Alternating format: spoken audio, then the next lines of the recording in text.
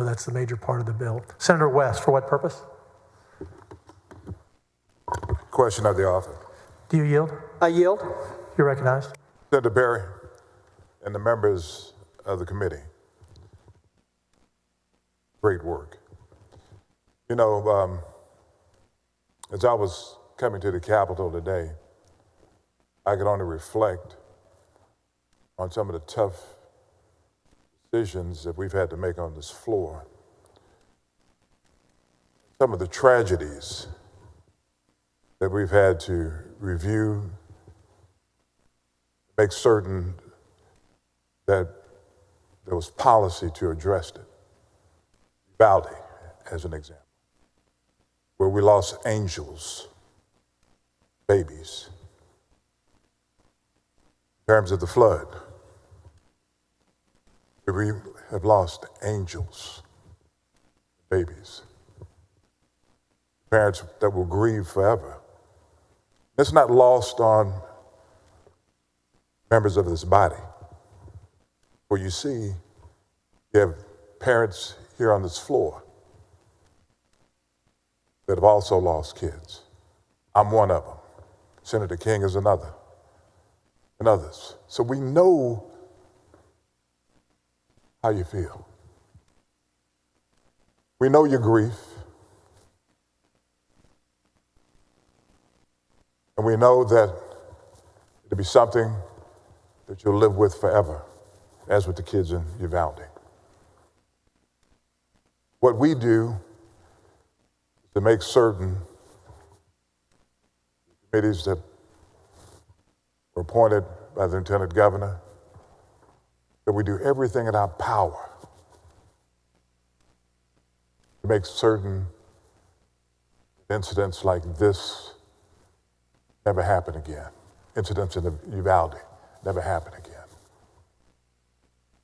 And that's what this committee has done.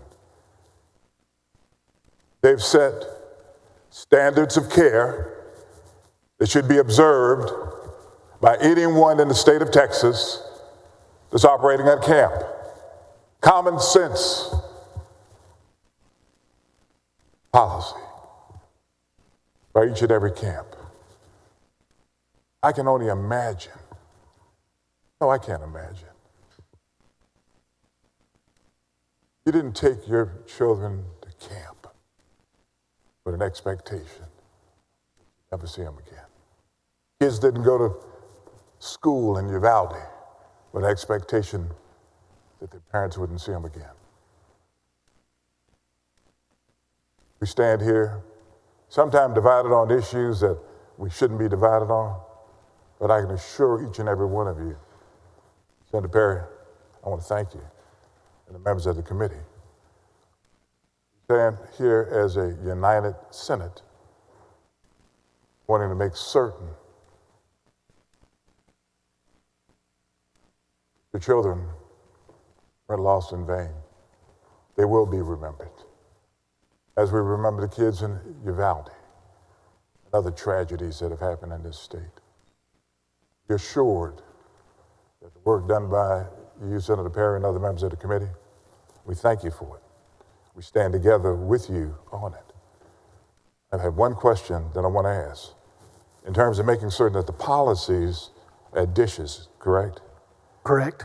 Now, is there going to be a requirement for these various camps to make sure they review these policies and update them on a regular basis?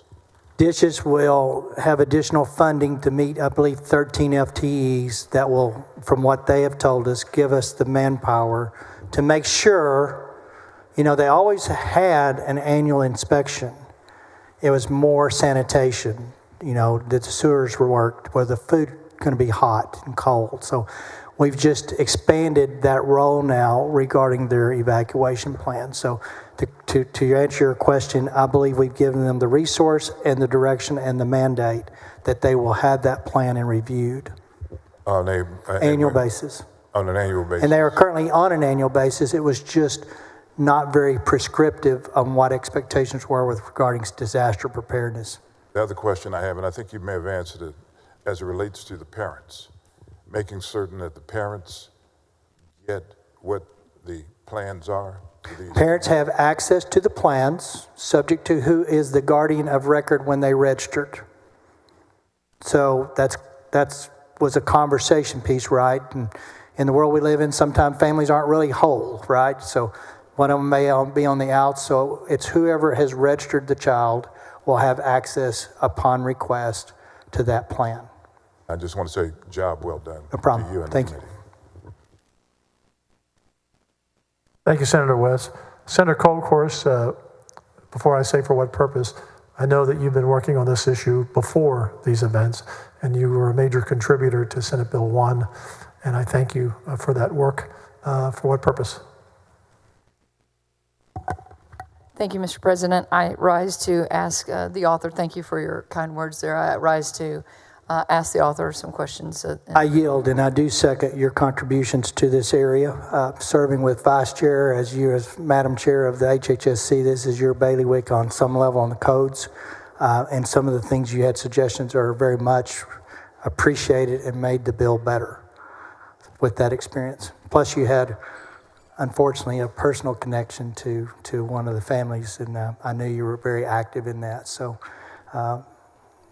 that made it a little bit harder for you, but definitely a lot more real. Thank you. This notebook, I started on 7/23/25 at our first hearing, and contains all the notes from those hearings and the notes from a private meeting that we had with the parents.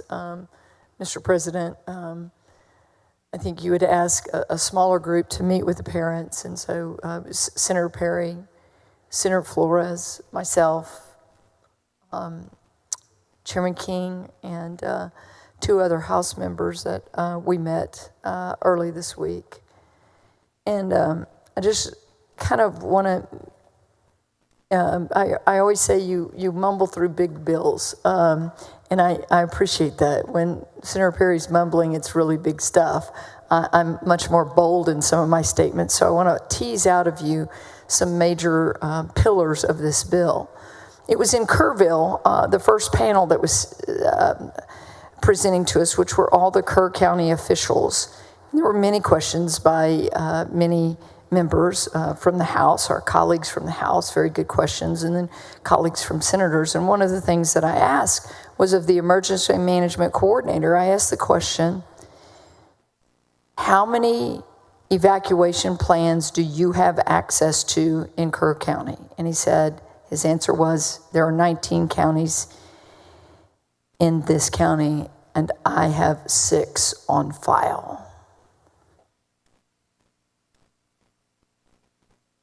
I left the dais, went to the Lieutenant Governor's staffer, because there were so many people in that room, members, that our Wi-Fi wasn't downloading, and I was trying to download the health and safety code.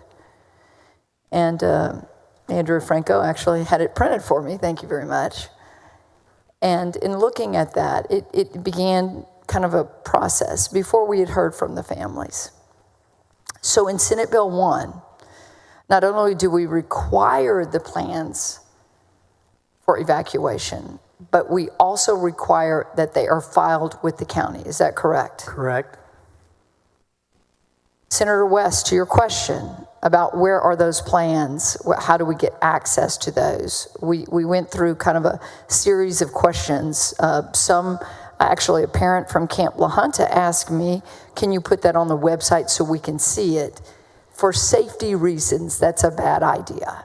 And I've told that parent that because as Senator Perry says, we live in a fallen world and there are people that want to do bad things. But those plans will be accessible by the parents. Is that correct? That is correct. I want to just give a couple of quotes to let our parents know that we heard you. And as I said yesterday, we can't unhear your stories, nor Senator West should we ever unhear those stories. If I could for just a second.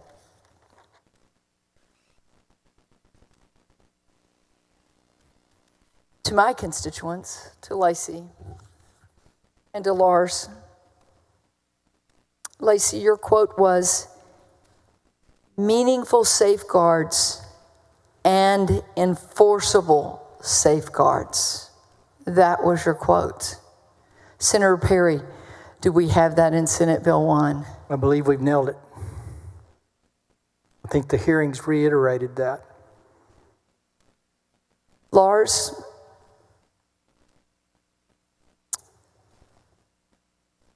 in this order, you said safety first, happiness second, in that order. Senator Perry, do we have that in Senate Bill 1? We got that. And Lars, you said something else, and I told you, personal story. I've really had a long talk with my family. You're an Eagle Scout.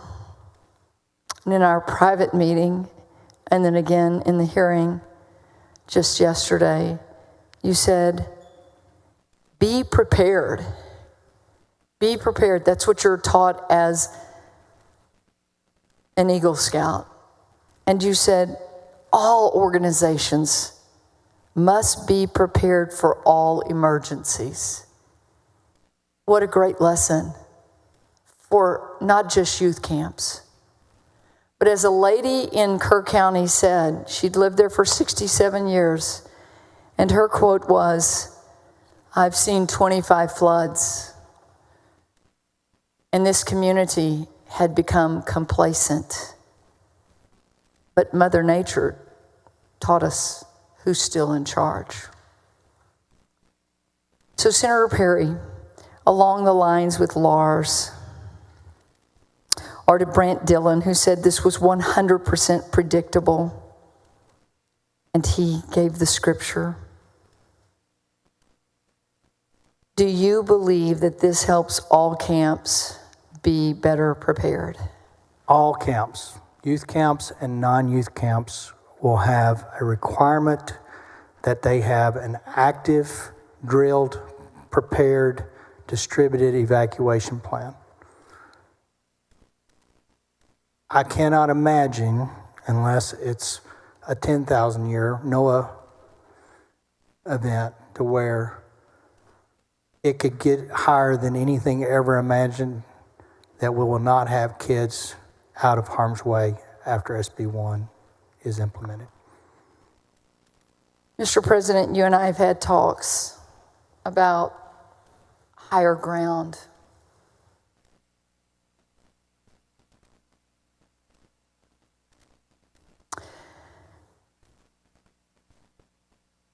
Seek higher ground. To our counselors who followed our heroes, who followed instruction, and they sheltered in place. This bill will address that. You know, seek higher ground applies to everything in addition to flooding, correctly? We have to take the high road. I think to the flood specifically, it forces, it mandates, it requires, and I qualified this yesterday. This bill is a bunch of words on paper, and there's enforcement attached to it. It's only as good as the people in charge of implementing it. And so it requires watchmen. Dishes is our watch source. If Dishes comes back to us after this next camping season has started and reports that we had non-compliance of X, there will be a retribution from the legislator. Me personally, everybody on this floor. We will hold these folks accountable. And so, to our humanly possible, the things that are humanly possible, we have given clarity, and we've been very prescriptive on requirements that are not optional but mandated. And then we've put enforcement with it, loss of licensure. And we can go as far as we have to. But I will be extremely disappointed, but honestly, I would be shocked if we have non-compliance April 1st of next year. As Ben Landry said yesterday, no emergency plans and training is not acceptable. Correct, Correct. Senator? Years of neglect and complacency. That is the one thing I kept hearing yesterday over and over and over. And then finally to Matthew Childress and Chloe in her memory. In Senate Bill 1, there will be clear training for those counselors. Those counselors will have to be drilled, have to be aware of where the evacuation plan is or shelter to a higher place. And I'll give you a good example. One of the camps had something they referred to as maintenance road. Everybody knew that that was the highest piece of property on the campsite, and they had no fatalities. Now I can argue to the muster. It's effectively a muster. Now they didn't practice, and then they didn't have a plan that said you go there in the event, but they just knew, they got the word out, head to maintenance road. So everybody knew what the maintenance road. So it's just not that difficult. It's common sense stuff. Now I would argue that camp was awfully, they say blessed, and I would agree, by the grace of God. They could have been having the same conversation, unfortunately, in the outcomes these parents have. But just something as simple as knowing where the highest part is and having time to get the kids there, and someone that's on duty, that's the watchman of the day, fulfilling the obligation to do it, it solved all our problems. And I think, unfortunately, the attention is very strong today. But if we're not certain that parents aren't engaged, we didn't see an evacuation plan. I asked my daughter when she came back from camp 2 years from now, and they didn't do a muster drill. They didn't take them to a place. They didn't show them what to do. Or you talk to the counselor when she comes home after 60, 90 days. Hey, did they train you on evacuation plans? And if the response is a resounding no, the parents' role, as Lieutenant Governor said, didn't stop today because they're the only thing we know as an independent verification source that what we said gets done actually gets done, because on an annual check, they can tell you anything. But I promise you today, the camps need to hear me loud and clear. We anticipate and expect and require parental involvement to follow up that my kid was at camp for 4 weeks and not once did they ever go to a higher ground. And it's when you close the loop, right?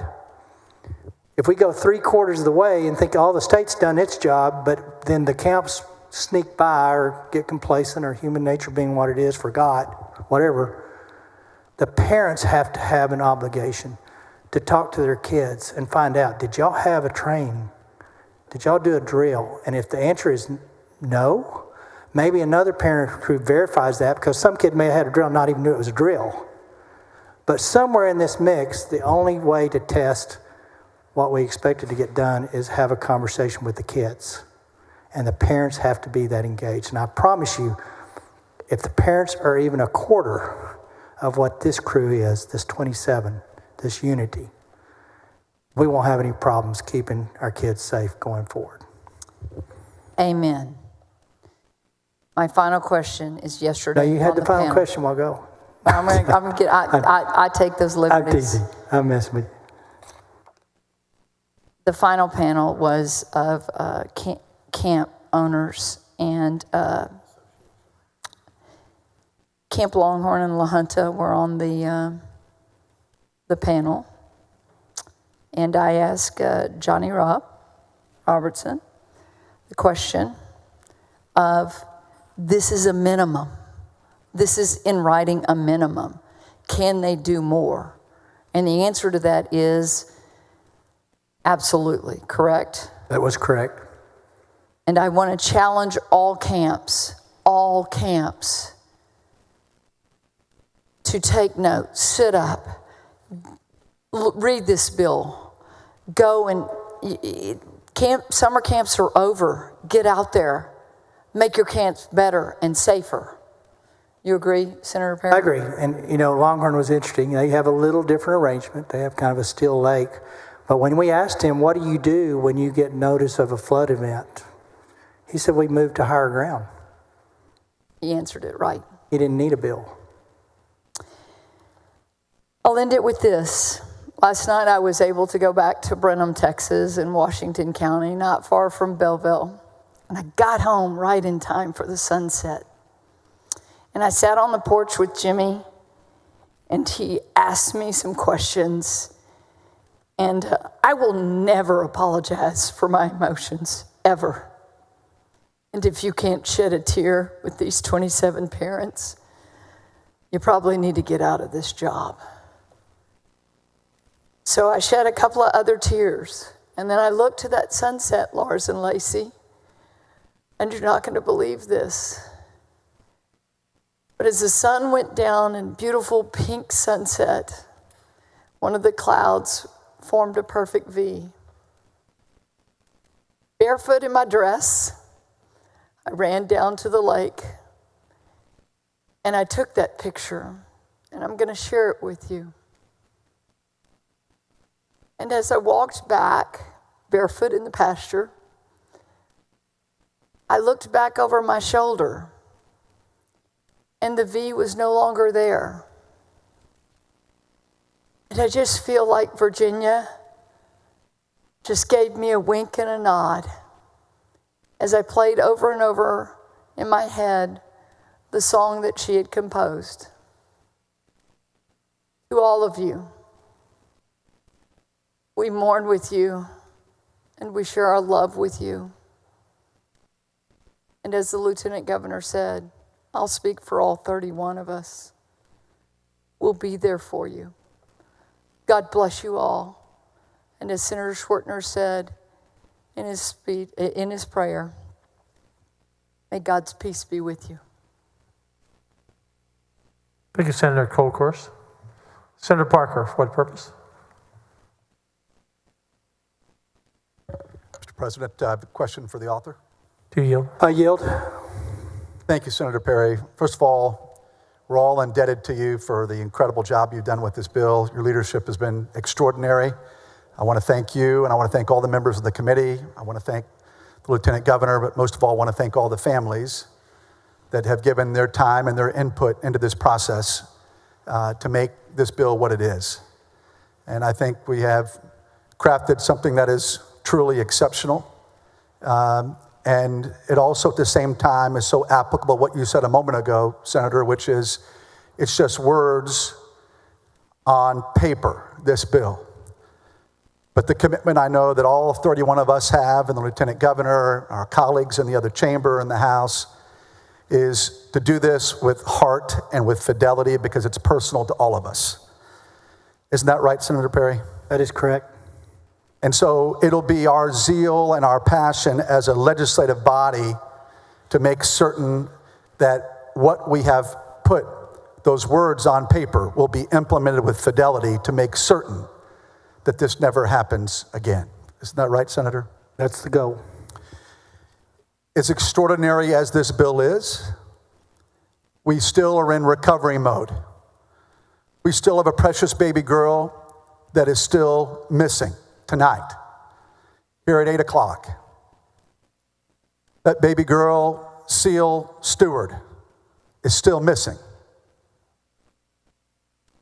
I want the people of Texas to know, and most importantly, that family, that we will do everything in our power.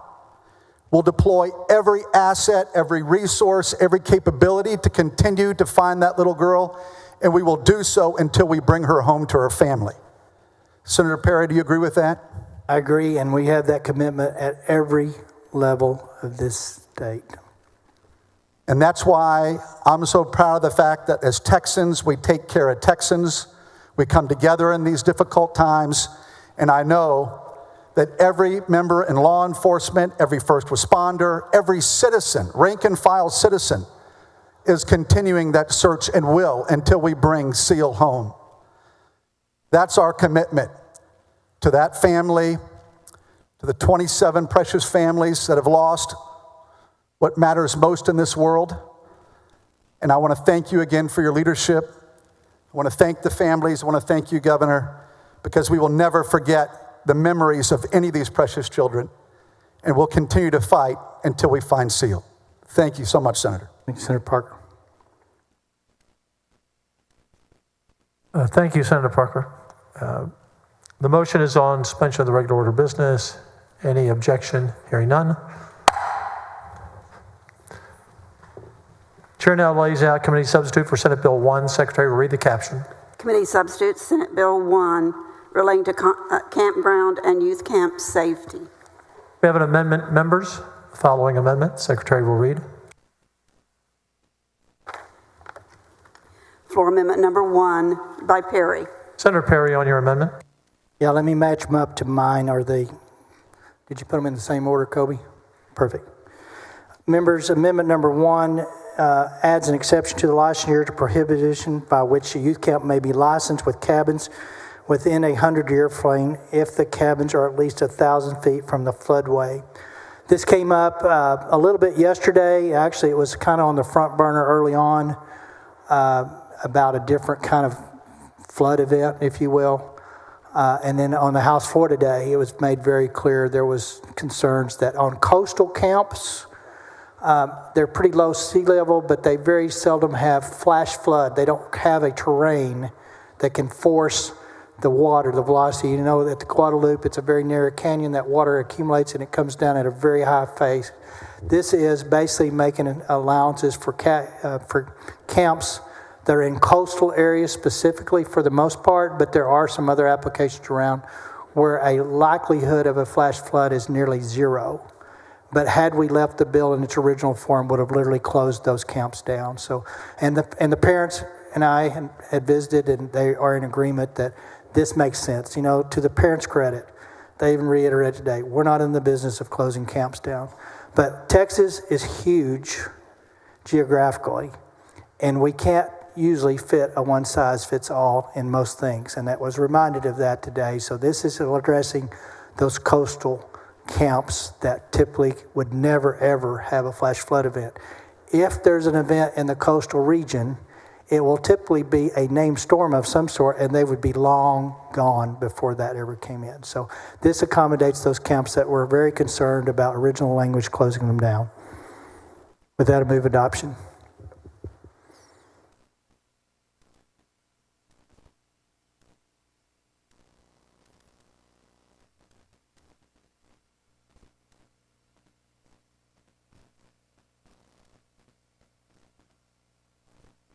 I think there was an amendment out of order here. Okay. So we're passing out the correct amendment now. All right. So everyone will have it. So that is, well, actually, no, I believe the first one was good. So.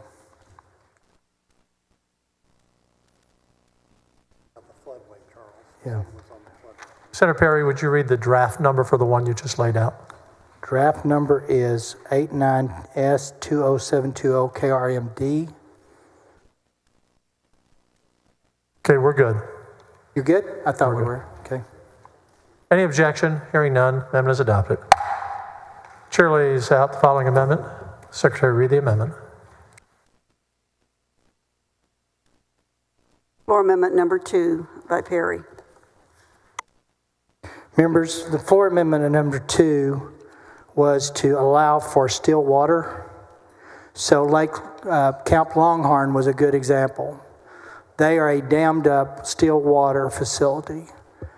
They don't have flash flood events. They may have a flooding event, but it was already policy for Longhorn. And any of these exemption from licensure requirements still requires them to do the protocols in the event of a flood designation. So basically, if you're a still lake, you're not in a river path. And if it's dammed up, it has a spillway, so you would have plenty and ample time of knowing if there was a, quote, flood water coming at you. Again, the parents and I talked, and we went through the mechanics and the application around the state. So they were agreeable that this exemption, and it would have caused camps to close that just had ponds or lakes on their place. And that's what the amendment is doing, is making that exception. For licensure only, we would not allow someone in a 100-year floodplain with dormitories, kids' sleeping arrangements. Generally, you can't get your license. These are 2 exceptions to that requirement because of the geography that you have the camp in. You still have to follow the flood protocols and emergency and preparedness during a flood event under the rest of the sections of the bill. Any objection, members? Hearing none, amendment is adopted. Following amendments, Secretary will read the amendment.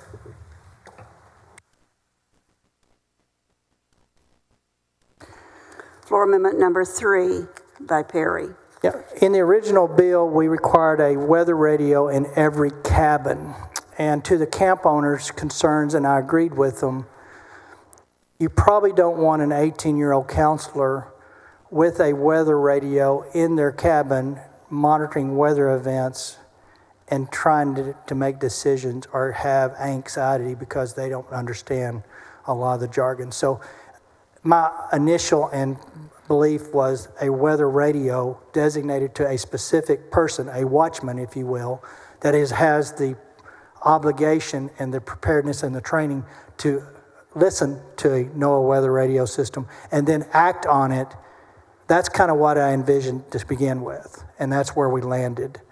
Having one in every cabin, which typically do have 18-year-old counselors, having a weather radio off, going all night for different reasons, was probably not the best way to leave the bill. So we're going to have a weather radio requirement, but it will be designated to an emergency preparedness coordinator that has the job of monitoring weather alerts and will be the actionable go-to to cause shelter to higher place.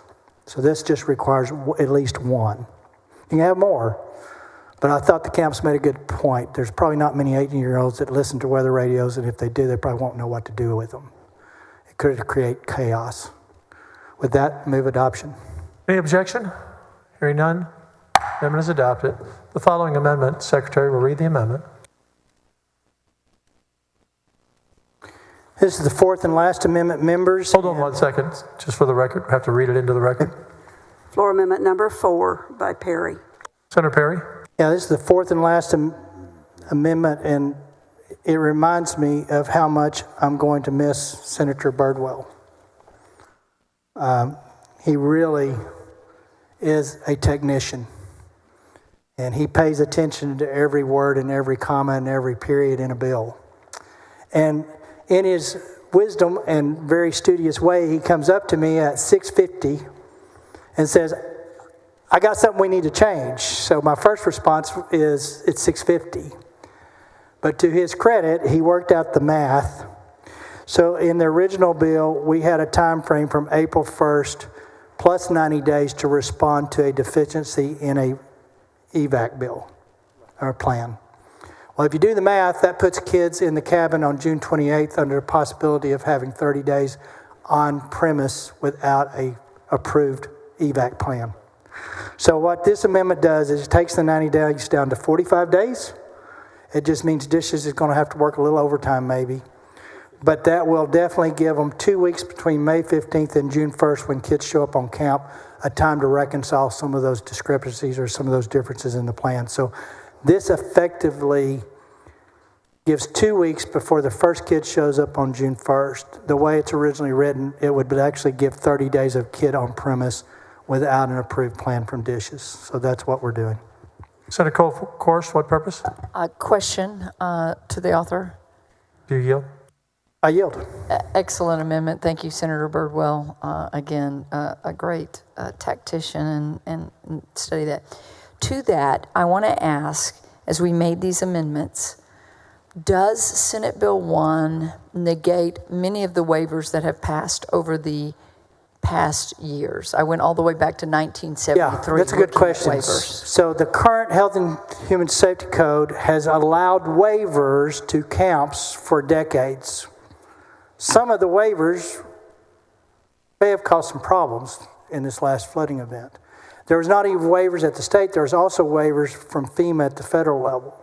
So we corrected the FEMA issue that you can't waiver yourself out of this bill by FEMA, and you can no longer waiver anything. So you're starting fresh. There are no waivers. This is your new playbook, and in the bill it prohibits waivers being granted going forward. Good. I wanted to clarify that. And I also want to clarify one thing. We've seen a lot of bills, and everybody is wanting to do great things to make sure this tragedy never happens again. Is Senate Bill 1, as amended, like with a great amendment right here, I'd call it the Birdwell-Perry amendment here, specific enough so that the rules by dishes will be like that? I mean, very quick, so that there is no delay. this is a timeline amendment. So I want to make sure, because there were a lot of different things that I've seen moving or being talked about that would give this, and we'll come up with an advisory committee and it will do this and that and the other. We're going straight to the heart of it. The absolute understanding and mandate and requirement is the first day of camping season in 26, this will be fully in place and implemented. Thank you. Thank you for your clarification. Thank you. And Senator Birdwell, I know you're retiring. One great amendment before you're about to leave. Any objection to the amendment, members? Hearing none. Amendment is adopted. Senator Perry, you're recognized on passage to engrossment. Move passage to engrossment. Any objection? Hearing none. Bill passes to engrossment. You're recognized to suspend the constitutional 3-day rule. Move to suspend the constitutional 3-day rule. Secretary will call the roll. Alvarado, Betancourt, Birdwell, Blanco, Campbell. There being 28 ayes and no nays, the rule is suspended. The chair now lays out on third reading and final passage committee substitute for Senate Bill 1. Secretary, read the caption. Committee substitute, Senate Bill 1, relating to campground and youth camp safety. Before I come to you for final, we have members who'd like to speak on final passage. And I am going to, at the appropriate time, have all of the parents stand and read each child's name. I want them all to stand in unity. This is a 27 family unified group, and I just want to have that privilege and honor to do that for those. So as soon as everyone's through speaking, We will do that. I will do that. Absolutely. Senator Flores. To speak on the bill. Mr. President, thank you very much for the opportunity to be on the Disaster Committee. Senator Perry, I'd like to say thank you very much for your leadership. Members, this was something extremely difficult for the parents, the children that were lost, for the Kirk County and the communities that I represent and that you all represent, 130 plus people that lost their lives over that catastrophic event.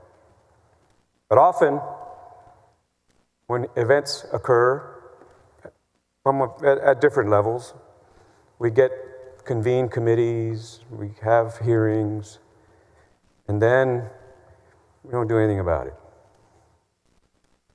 I've seen that in my career as a first responder time and time again. Input from you all, from the parents, from the communities, the hearings, to be able to listen,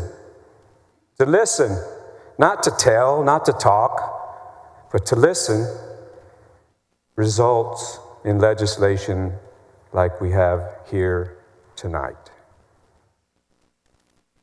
And that's the way how we respond to these catastrophic events, I see, or I would propose to you all, as a measure of who we are as a body, as a state, as a nation. But how we prepare ourselves for what we know is going to happen again. We know there's going to be hurricanes. We know there's going to be tornadoes. We know there's going to be floods and fires. But especially those places that have our most precious treasure with them, our children, should be prepared for it. For it all, for all contingencies. And that's what this bill does. Based on the input, based on what worked and what didn't work. That's what makes this a great piece of legislation. As we move forward, I would hope that we as a body and we as a state continue to be prepared. I would say at our campgrounds, what we have in the Hill Country for generations is a treasure to us. It's great memories that our families have said so themselves. But when they have their children delivered there, it should be safe at all times. We shouldn't think that, oh, well, take it for granted. Don't take it for granted. But we ensure that that is the first priority, that our children are safe, that our citizens are safe, our communities are safe. And this legislation and other legislation that we have before us in this special session will ensure that and enforce that. And we will not be complacent in our enforcement of it either. Because often that happens at times. We get sometimes complacent ourselves and say, well, that was 5 years ago. That was 10 years ago. But to use the words I used in Kerrville, the monster came that night. And it's up to us and up to everyone and all Texans to be prepared for when the monster comes back, so that we can effectively protect our children, our communities, our state against what is surely to come. This bill does that. And for that, I will vote yes on this legislation and will highly support any other legislation that comes forward that protects our children, our communities, our state. Yes, Senator Perry, we are the watchmen. We are. And shame on us if the sword falls upon our citizens. But I stand before you humbly, honored to be a part of this body, that I know every one of us will make sure that we are going to be prepared when the monster returns, and that our Texans will be safe. Thank you very much, Mr. President. Thank you, Senator Flores. Senator Zaffarini, for what purpose? To speak in favor of the bill, Mr. President. You're recognized. Thank you, Mr. President. Mr. President and members, I rise in support of Senate Bill 1, which I believe all of us co-authored. 3 counties in my district, members, Southeast Travis County, Caldwell, and Guadalupe County, were impacted by the July 4th flood. Constituents worked with me to develop 5 bills that I filed during this special session. 3 of those bills are included in Senate Bill 1, and 1 was passed by the Senate last week. Senate Bill 1 includes my Senate Bill 22, which constituents recommended, which would codify and strengthen rulemaking by the Texas Department of State Health Services to ensure youth camp operates complete and maintain emergency operation plans. It also would help account for all contingencies, such as lost campers, fires, severe illnesses, and aquatic emergencies, rather than plan only for flooding emergencies. What's more, constituents insisted that we incorporate the National Fire Protection Association 1194, the standard for recreational vehicle parks and campgrounds, which Representative Ryan Guillen and I co-sponsored. Including these measures helps ensure that privately owned campgrounds and RV parks are subject to minimum standards for safety regulations. Thank you, Senator Perry, for including these measures in Senate Bill 1. Thank you, Governor Patrick and committee members, for your excellent work. And above all, thank you to the families who transformed their deep grief and loss into a demonstration of their profound love that resulted in this legislation. It will help ensure that Texans never again will experience a tragedy like this. Those lost in this tragedy will live forever in our hearts and minds. My prayer is that the Lord will bless and strengthen the families who lost loved ones. It is in their name that we will vote for Senate Bill 1. Thank you, Mr. President and members. Thank you, Senator. Senator Eckhart, what purpose? Speak in favor of this wonderful bill. You're recognized. Thank you so much. Actually, Mr. President, I speak in favor of these remarkable families. I was watching you all up there as we laid this bill out. I saw a crying father. I saw a mother holding the hand of a father. I saw friends holding each other up. And I just want to say thank you to you all. Of the Heaven 27, several of the families are neighbors of mine. In your grief, you have achieved remarkable advocacy. Being in grief from a mass tragedy is no club that anyone wants to be in. Thank you for advocating not only for the Heaven 27, but also for every other family who has ever experienced a tragedy like this, and for families in the future who won't have to face what you faced because of what you have made happen here tonight. Thank you. Thank you very, very much. Thank you, Senator Eckhart. Senator Gutierrez, what purpose? Just to speak in favor of the bill. You're recognized. Well, folks, I'm sorry I was late. I didn't mean to be. I was in a federal court proceeding down in Laredo, Texas. But I'm the senator in the counties just south of Kerr and Real and Edwards and Uvalde. And about 3 years ago, I saw a tremendous, horrific tragedy. And I remember the first night showing up in Uvalde. And I remember when parents got this horrible news. And I remember the incredible cries of pain and moaning. And it was something I'd never heard in my life before. I just don't think that anybody expects that they're ever going to lose their child. And so I wanted to tell you there's not a whole much that anybody down here is going to be able to tell you is going to make it all better again, because that's all I ever wanted to do, is try to make things better for my constituents. We'll never be able to bring back your children. But on some level, when resources and things are missing along the way, I think that's what this is an attempt to do, is to try to make sure that those resources don't happen, that are in place, so that this doesn't happen again. And I think you've heard that a lot from a lot of people.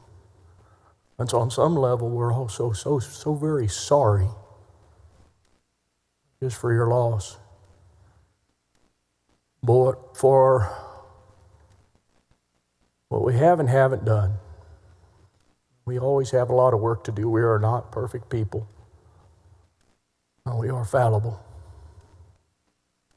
And we have a lot of work to do as human beings. And I just wanted to tell you for myself, I got to know all of those families in Uvalde. And I used to say that all they had to do was look forward to, that all they had was to look forward to was some duller sense of pain. And I fear that that's the same thing that you have to look forward to. I know that some of those families went to go see you on the second and the third day. And they are there for you. And those little angels are in heaven now 3 years in a few months. And it is the most awesome and horrific thing that happened to you. I just wanted to say that for my part, I am sorry. My hope is that we can make sure that none of these tragedies ever happen again, and we fix what's broken. Thank you for coming again today. And I assure you when I tell you this, we love you. We all cried for your children. And I have a little girl that is, her mom is crying today because tomorrow we're going to put her in UT Austin. And I know one of you had a little girl that was going to start at UT Austin tomorrow or next week as well. It's not lost on me, your pain and your suffering. We love you very much, and we only hope that we can do better. Thank you. Senator Blanco, what purpose? Speak in favor of the bill. You're recognized.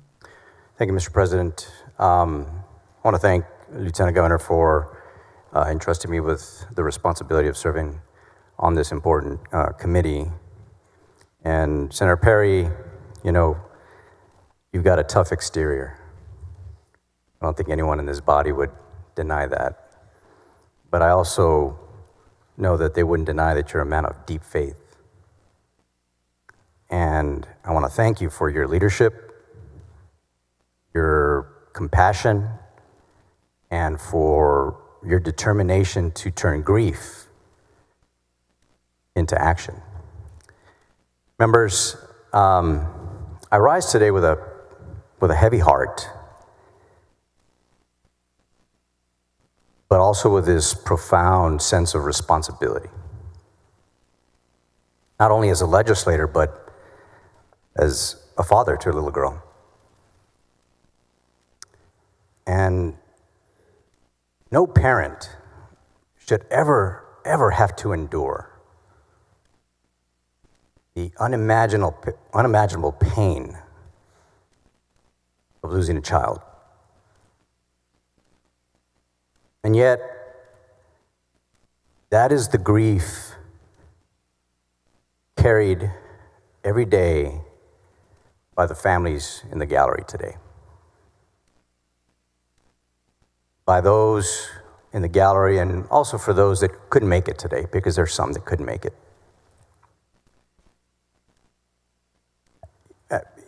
After the floods on July 4th, on the morning of our committee hearing in Kerrville, I joined my colleagues, Senator Lois Colcourse and Senator Jose Menendez, to tour the Camp Mystic area. And in the stillness of the morning, walking through those grounds where joy and laughter should have been filling the air, we instead felt the deep weight of tragedy and sorrow. And Senator Colcourse and I were commenting and reflecting on that. And what we saw there will never leave us. It'll never leave us. The debris, the destroyed cabins, the empty beds, the water line 30 feet high in the nearby trees. And yesterday in committee, we heard the most powerful, heartbreaking testimony imaginable. The voices of you all, the parents, who lost their little babies. And members, their words were filled with unbearable pain, but also with extraordinary grace, with extraordinary strength, extraordinarily love. So to the parents, I say this: we grieve with you. We carry your daughters in our hearts,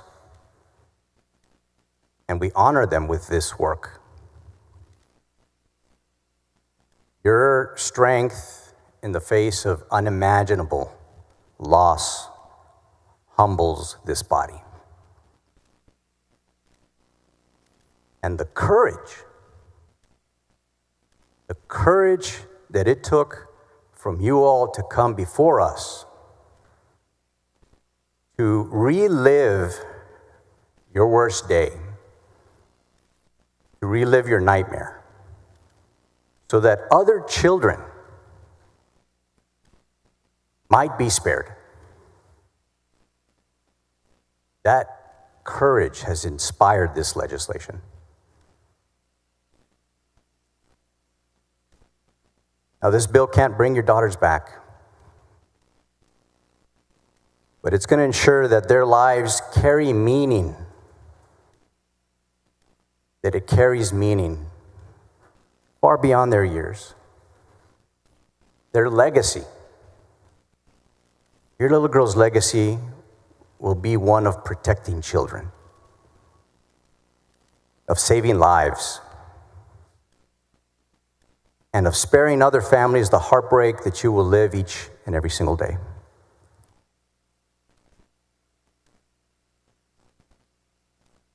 As a father, I cannot stand here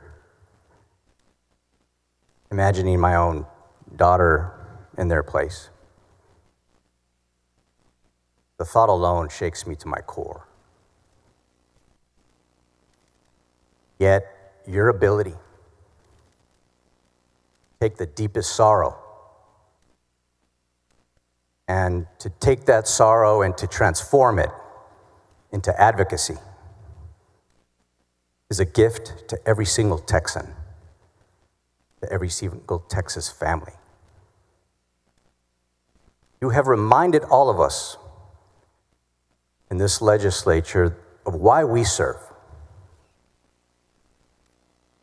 to protect families, to safeguard children, to use every single power that we have to prevent tragedy from happening again. We cannot undo what happened on July 4th. But this legislation is going to stand as a living legacy to those little girls that we lost. Their names, their lives, their light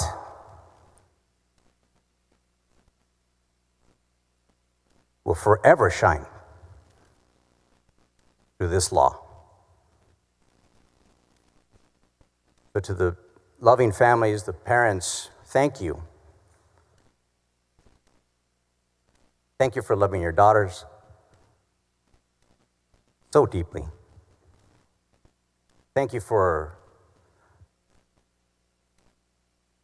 honoring their lives with your courage. Thank you for giving greater meaning to their memory by ensuring that no parent has to walk the road you are walking. And we always carry their memory with us as we carry this work forward. Thank you, Mr. President. Thank you, Senator Blanco. Senator Campbell, I know you cannot, you're going to try to stand? All right, you're recognized. Thank you, Mr. President. I'm okay, I think. I stand with the Senate for this bill that sets in place plans to hopefully prevent any tragedy like this to happen again.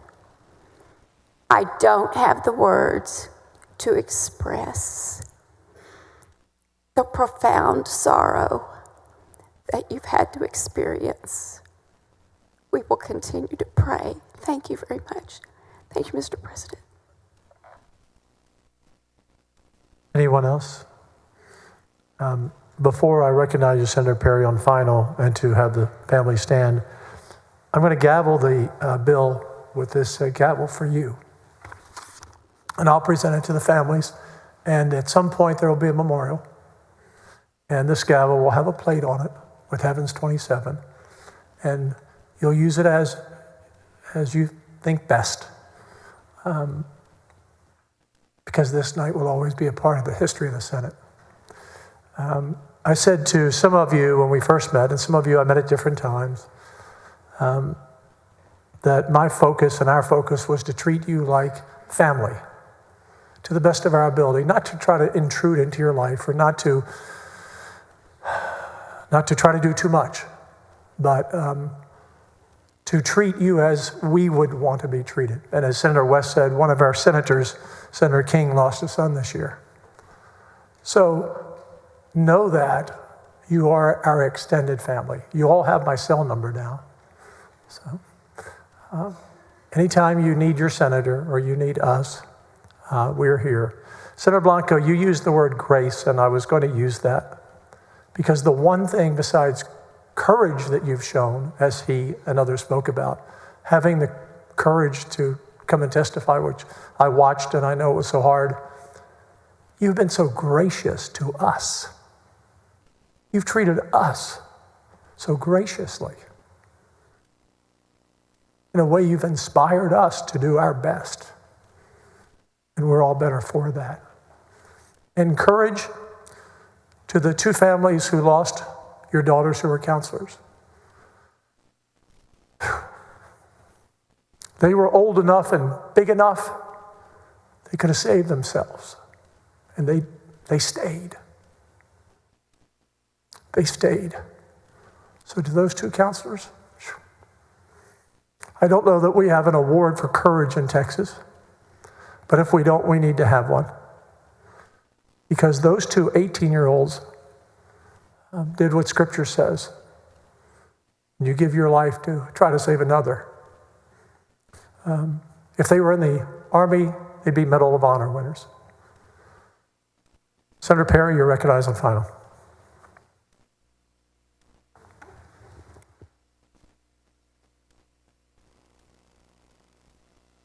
Could have all the parents and guardians and associates and friends and family members stand in honor of reading of 27 names. Some of these excerpts came from meeting with the family, and some came from their obituaries and some of their things that we're reading. Yeah, if all the Senate would stand in their honor, I'd appreciate that. Hannah and Rebecca Lawrence, twins from Dallas. Hannah's heart was enormous. She always had lots of questions about people in need and how she could help. Rebecca Lawrence. Rebecca loved animals, all animals, but especially big cats. Seal Stewart. I have a picture of her. That's the first picture I received. And she's still the girl missing that we can't stop searching for. But the freckle-faced big grin on that picture, from my interpretation, not meeting, but seeing Mom that day and Dad later, it was clear to me it was saying, "Here I am, world, come take me on." I could just tell she was a Spitfire. Margaret Bellows, Houston. She loved family, friends, pets, anyone and everyone, everywhere. Mary Grace Baker Beaumont. When she would spot a teacher, a friend, or their parents in the wild, she would bounce towards you until she gave you a hug so grand that it would nearly knock you over. Blakely McCory of Houston. She wanted to become a veterinarian. Tragically, she had lost a dad and an uncle in the spring, and camp was supposed to be her healing for her. Tragedy abounds for that child, but she's in a whole lot better place and way today. Elise Lula Peck, Dallas. She made everyone feel important, both her 2-legged and 4-legged friends alike. Mary Kate Jacoby, Houston, was tiny but mighty. She came into this world early and loved deeply. Renee Smashkrala, Ingram, was so joyful and loved being surrounded by friendships, faith, and the beauty of nature. Wynn Naylor, Dallas, loved God, her community, and the outdoors. Kellyanne Lytle, San Antonio, loved school, enjoyed learning, respected her teachers, and adored her sweet friends. Hadley Hannah, as her dad said, she would sneak up on you with sneak attack hugs from Dallas. Hadley loved school and was so excited to start 3rd grade. Sarah Marsh from Alabama. She was fiercely loyal and so much fun. Janie Hunt, Dallas. She loved to tell jokes. She loved church and learning about her Christian heritage and faith. Lenny McCown, Austin. She was proud of her dyslexia and reminded her reading group that if you're dyslexic, that means you're super smart. When she saw a friend struggling to read, she put her hand on their back and said, "It's okay, we can read it together." Lana Bonner, Dallas. She envisioned opening her own animal rescue center with her sister Scarlett confidently handling security. Molly DeWitt, Houston. She was endlessly creative, a vibrant artistic spirit who loved to draw and design like her mom. Ellen Getton, Houston. She gave every person a hug and would not let anyone leave her presence without a huge one. Lainey Landry, Houston. Her commitment to her faith was unwavering. Mary Barrett Stevens, Austin. She loved playing Rumacube and cards with her family. Abby Pohl, Austin. A loyal friend with a kind heart, possessing a deep empathy beyond her years. Lucy Dillon, Houston. Corgi lover and a devoted Houston Rockets fan. Virginia Hollis, Belleville. She loved dressing up and tea parties, was a composer, which we had the privilege of hearing her last composing. Margaret Sheedy, Houston. Loved fiercely competitive games of Uno and the nightly review of the day's highs and lows at the dinner table with her family. Greta Toronzo, Houston. She delighted in helping her younger children and often went out of her way to include and uplift those around her. The two counselors, the heroes, the selfless sacrifice. Chloe Childress, bubbling counselor from Houston, was so excited to begin her freshman year at the University of Texas. She eagerly anticipated being pre-med and becoming a doctor. Catherine Ferruzzo, bubbling counselor, Houston, was thrilled to have been accepted at the University of Texas, ultimately planned to become a special education teacher. To the families, there's been a whole lot said tonight, as my colleagues so eloquently and articulate and can always do. I want to remind you of something I've reminded you of multiple times that we've talked. You've acknowledged your strengths comes from your kiddos, and it will be with you forever. And don't ever, ever forget to lean on that in your bad days. But what you've done for me was your testimony and witness of faith in action. It is my prayer that you continue to have the courage of Daniel, the strength of Samson, the wisdom of Solomon, the heart of David, and the patience of Job, and all of God's grace that you need plus more. For that, Mr. President, I move final passage of Heaven's 27 Safety Camp Act. I cannot make a motion, but would someone make a motion to put everything that's been said in writing so it's in the journal forever, Senator Betancourt? Mr. President, I wish to make a motion to have all that is said tonight on Senate Bill 1 put in the journal. No objection. Motion adopted. Secretary will call the roll. Alvarado, Betancourt, Birdwell, Blanco, Campbell, Cook, Creighton, Eckhart, Flores, Gutierrez, Hagenboot, Hall, Hinojosa of Nueces, Hinojosa of Hidalgo, Huffman, Hughes, Johnson, King, Colcourse, Menendez, Middleton, Miles, Nichols, Parker, Paxton, Perry, Schwartner, Sparks, West, Zaffarini. There being 28 ayes and no votes, Senate Bill 1 has passed in the honor of the 27. Thank you, members. Thank you, Charles.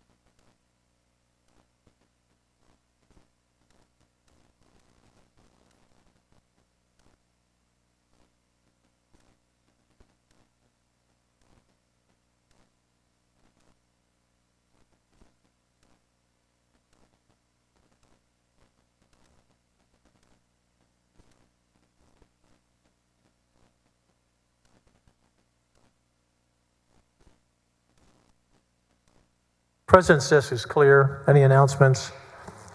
Chair recognizes Dean of the Senate for a highly privileged motion. Thank you, Mr. President. Not highly, for a privileged motion. Thank you, Mr. President. I move that the Senate recess until 10 a.m. Friday, August 22nd. Thank you. Any objection? Hearing none. The Senate stands in recess until 10 a.m. Friday, August 22nd. Thank you, members.